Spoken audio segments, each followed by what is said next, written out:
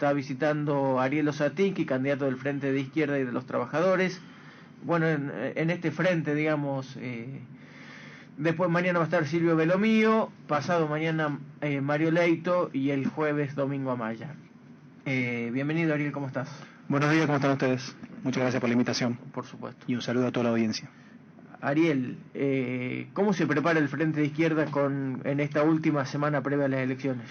Bueno, de una manera muy intensa, estamos desarrollando una diversidad de actividades, reuniones con vecinos y vecinas en barrios, en pueblos, actos como el caso del día de hoy. Vamos a hacer a 9 años del asesinato de nuestro compañero Mariano Ferreira, un acto en la peatonal a partir de las 18 horas, y claramente mostrando nuestra perspectiva, nuestra visión de la crisis que está atravesando la Argentina, un país que está en ruinas, en bancarrota total, y mostrando que hay una responsabilidad que obviamente es del Gobierno Nacional de Cambiemos, pero no solo de Macri, porque estuvo acompañado durante 4 años por el peronismo, que le votó todas las leyes, y sobre todo también haciendo mucho hincapié en Alberto Fernández. ¿Cuál es la propuesta que lleva adelante este Frente de Todos? ¿Y cómo analizan ustedes la propuesta esa, por ejemplo? Bueno, en nuestra opinión, probablemente Alberto Fernández vaya a ser el que tenga la mayor cantidad de votos, y Alberto Fernández está mintiendo a la población. ¿En qué sentido? Por algún lado dice cosas que son ciertas y por otro lado realmente oculta, porque él no deja de decir claramente de que va a seguir con los acuerdos con el Fondo Monetario Internacional y va a seguir pagando una deuda que es absolutamente usuraria e ilegítima.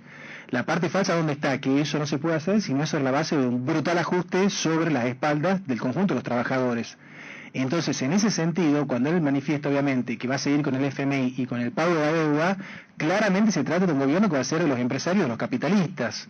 Vos habrás visto que Alberto Fernández, después de las PASO, saludó el dólar a 60 pesos, una devaluación tremenda que golpeó los bolsillos de jubilados, golpeó los bolsillos de los trabajadores, y un candidato presidencial que saluda un dólar a 60 pesos. Él habló muchas veces, habrás visto, del pacto social. ¿En qué consiste ese pacto social? Claramente lo que van a buscar es suprimir las paritarias, un congelamiento salarial a la baja, obviamente dejar sin efecto los convenios colectivos de trabajo, y en ese sentido va a contar obviamente con todo el visto bueno de la mayoría de la dirigencia sindical, que es una burocracia que está al servicio del ajuste, porque no puede ser que tengamos una pobreza en 40%, esto no quiere decir solamente que sea creación de Cambiemos y Macri, ¿no? Cuando el kirchnerismo se fue en el año 2015 dejó el país con 30% de pobreza, 29-30%. La situación social se agravó a partir de este gobierno. En ese sentido, me parece que lo del pacto social está demostrando que la reforma laboral va a tener curso con el gobierno de Alberto Fernández, la reforma previsional contra los jubilados. Hoy la situación de los jubilados está crítica por donde la miremos. Una canasta básica de jubilados está en 38.000 pesos y están cobrando 13.000 pesos. Entonces, realmente una situación social, una situación laboral tremenda que está viviendo el conjunto de trabajadores y la clase media. Tócate un tema que me parece que es importante, porque el gobierno nacional de Mauricio Macri viene diciendo que es necesario hacer una reforma laboral. Recién decís que Alberto Fernández también impulsa alguna reforma laboral. No hay que hacerle ningún retoque según su visión, digamos, al mercado de trabajo. ¿Al mercado de trabajo, por ejemplo? No, por supuesto, hay que hacer muchos retoques. Por ejemplo, ¿qué es lo que haríamos? Un salario igual a la canasta familiar. Hoy el salario mínimo va a llegar en diciembre a 16.000 pesos. El 50% de la línea de pobreza. La línea de pobreza es 33.000 pesos. Los trabajadores, el salario mínimo recién va a llegar al 50% de esa canasta en diciembre. Y eso porque supuestamente han hecho de urgencia esa convocatoria a medio de año para ver si ponen un poco de plata. ¿Qué otro retoque? Prohibición de despidos y suspensiones. En esta provincia, y hoy me refiero a Mansur, que es una pieza clave de Alberto Fernández, tenemos 1.200 trabajadores de la empresa Luque despedidos, 150 choferes que peligran su condición de trabajo, 500 trabajadores de Santa Bárbara, 450 elegidos en San Juan, Escaña, Arcor con suspensiones, estatales docentes que empiezan a tener retraso en el cobro de sus sueldos. Es decir, una situación que se está agravando.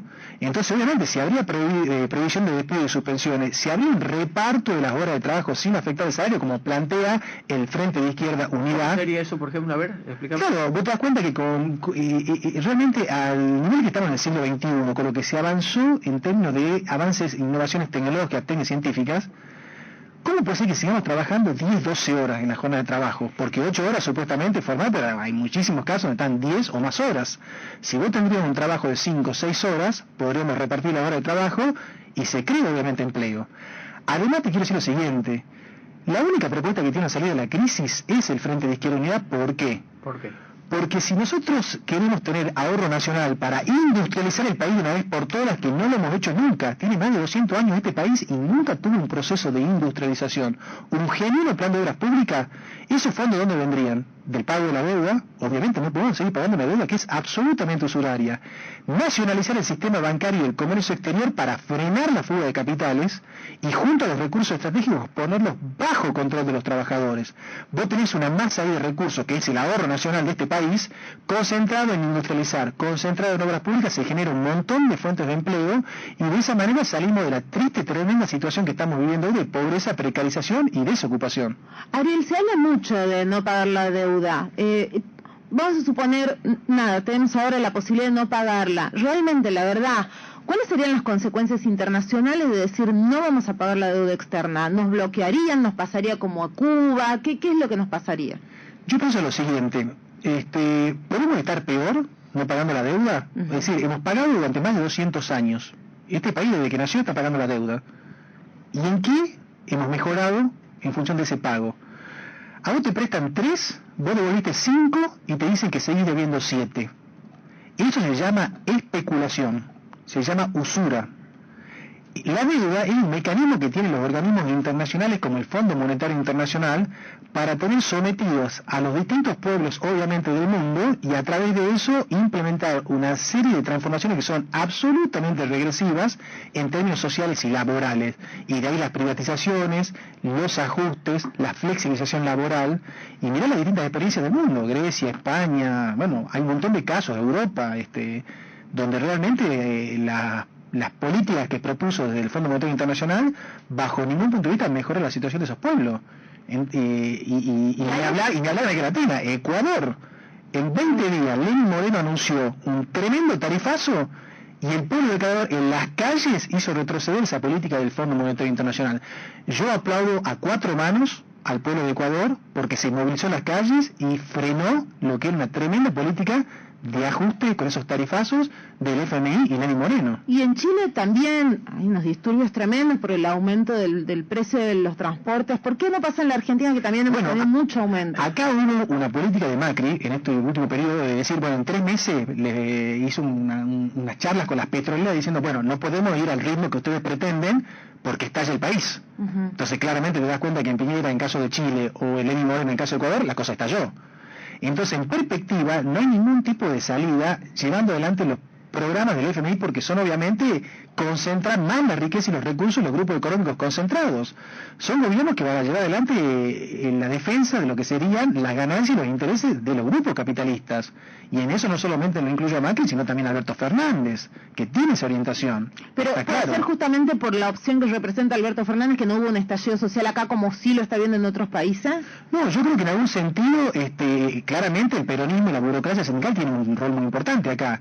Yo escucho muchas veces a los candidatos del peronismo, ¿no? Y dicen, el ajuste de Macri y esto, y lo vemos que van a los actos, Jaldo, Mansur, Leito, todo.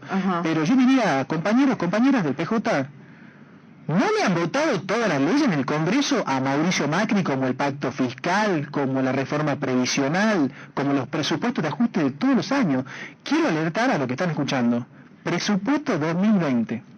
1 de cada 5 pesos va destinado a la deuda. Tucumán, a nivel nacional. Eso es lo que yo estoy diciendo de 1,5 quiere decir lo siguiente, que lo que se va a destinar al pago de la deuda es más de lo que se va a destinar a educación, a salud, a prestación social y a ciencia y técnica.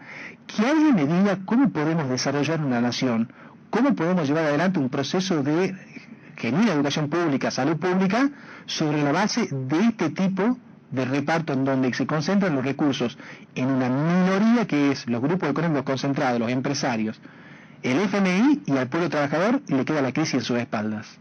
Tremendo. Estamos conversando con Ariel Losatinski, candidato a diputado nacional del Frente de Izquierda. Mariana. Son muy... a ver, ustedes son un partido revolucionario, ¿es así? Así es.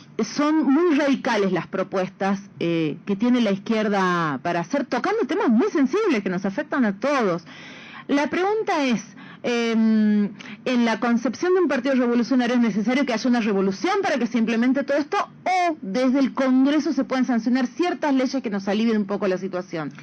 Nosotros muchas veces nos preguntaron qué haríamos en el Congreso. Entonces me dicen, la primera ley, obviamente, acá tiene que haber el salario igual a la canasta familiar, el reparto de las horas de trabajo, prohibir despidos y suspensiones, industrializar, no pagar la deuda, la ruptura con el FMI. Entonces me dice, bueno, pero Satinski o el Frente de Izquierda, ¿cómo van a hacer ustedes que tendrían tal vez, en la coyuntura actual, o sea, como analizando hoy cuál sería la realidad, probablemente conquisten algunos espacios en el Congreso? Bueno, claramente nosotros lo pensamos desde un punto de vista de un proyecto que presentaríamos, y a partir de esa presentación haríamos una campaña con reuniones en los lugares de trabajo, en los sindicatos, en los distintos lugares, para que apoyen la iniciativa y de esa manera movilizar y presionar al conjunto de los referentes de las fuerzas políticas que defienden el actual orden, que bajo ningún punto de vista quieren avanzar en este sentido, claramente. Ahora, obviamente, nosotros creemos que el país está absolutamente quebrado y fundido, está en ruinas. En ese sentido, obviamente, nosotros pensamos de que los cambios que estamos planteando requieren de una movilización de alcance histórico del pueblo trabajador, pero nosotros estamos alertando porque vamos a luchas más intensas después de las elecciones. O sea, la idea de que se va a tranquilizar o normalizar la situación, bajo ningún punto de vista me parece que sea la perspectiva que se va a abrir, sino que creemos que las luchas van a ser más intensas, se van a agravar, y es por eso que señalamos la necesidad de una movilización, la necesidad de una lucha de conjunto, de la huelga general, como lo demuestran las experiencias de Ecuador, la experiencia de Chile. Creemos que por esa vía que se tiene que reorganizar económica, social y políticamente la Argentina, mediante una asamblea constituyente soberana y con poder, que surge obviamente de este proceso. Si vos me preguntas, che, Mansur convoca la constituyente, no, por supuesto que no, si es lo que va a querer es convocar la constituyente para reelegirse eternamente. Nosotros hablamos de otro tipo de instancias. Bueno, Ariel Losatinski, último tema por lo menos de lo que tengo previsto, quizás posiblemente también en el próximo Congreso de la Nación se trate el tema de la despenalización del aborto. ¿Todos los integrantes del Frente de Izquierda están con la postura a favor de la despenalización del aborto? Mira, así es, y te quiero decir lo siguiente, nosotros luchamos por el aborto legal, seguro y gratuito en los hospitales. El año pasado hubo millones de mujeres que se movilizaron, y los referentes de Cambiemos y el peronismo en el Congreso, en el Senado, dijeron que no, votaron en contra, realmente en contra del movimiento de mujeres. Nosotros tenemos una tremenda realidad en este país. Hay 500.000 de abortos clandestinos por año. Es la principal causa de muerte materna y son muchísimas las mujeres que quedan con graves secuelas. ¿Cerramos los ojos? ¿Decimos que no existe esta problemática o le damos una solución? Nosotros luchamos por los derechos de las mujeres y obviamente por las vidas de estas mujeres que pierden su vida actualmente por el aborto clandestino. Además, obviamente, educación sexual, científica y laica. ¿Cómo puede ser que en Tucumán, en las escuelas del sistema público, estén dando educación religiosa y todavía no haya educación sexual integral? Educación sexual, científica y laica. Hay una ley que deberían hacer. Bueno, pero te cuenta que no es puro utopía, porque acá no existe nada en la realidad. Nosotros luchamos por la separación de la Iglesia y del Estado. Y además quiero decir lo siguiente, así como nos oponemos a la maternidad compulsiva, y ahí quiero denunciar al gobierno de Mansur, porque violó los derechos de una niña, me estoy refiriendo al caso de Lucía, 11 años, víctima de una violación. Hace más de 100 años existían las leyes que tenían que implementar y violentaron sus derechos, la torturaron obviamente con esa grave situación a través del Ministerio de Salud, sino que además de que estamos en contra de la maternidad compulsiva, estamos a favor del derecho de ser madres, que el capitalismo vulnera todos los días. Son millones las mujeres que sufren salarios de miseria, jornadas inagotables de trabajo, no tienen vacantes en los jardines maternales, en las escuelas, no poseen una vivienda, van al sistema de salud y pena todo el tiempo. Entonces, obviamente, el capitalismo y sus características vulnera el derecho a la maternidad. Entonces, en ese sentido, esa es la propuesta que tenemos como Frente de Izquierda Unidad, que además, obviamente, creemos que somos la única fuerza que lucha en serio contra los femicidios, la violencia contra las mujeres. Las otras fuerzas políticas, Cambiemos un peronismo, obviamente, ¿qué han hecho? El Estado es responsable de la situación que estamos viviendo. Bueno, muchísimas gracias, Ariel, por la visita a Radio Nacional. Y bueno, es bueno que todos los oyentes de la radio puedan conocer a los distintos candidatos que proponen antes de estas elecciones clave del próximo domingo. No, muchas gracias a ustedes por la invitación y bueno, a disposición siempre. Gracias. Gracias.